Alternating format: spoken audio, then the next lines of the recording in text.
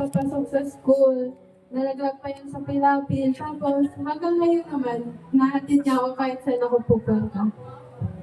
At ihahatid niya ako kahit saan pa yun. Wag lang daw ako mag-drive kasi baka ma-aksidente ako.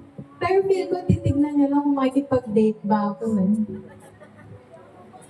Siya rin yung laging nagbibigay ng reward tuwing may na-achieve kaming something ng mga kapatid ko.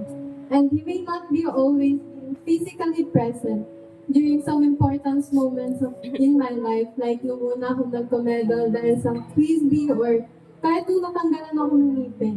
Pero he was always there through video calls. Hindi man siya yung nagturo sa akin paano magbasa o magsulat, but growing up, he was always there guiding me and helping me to become a better person.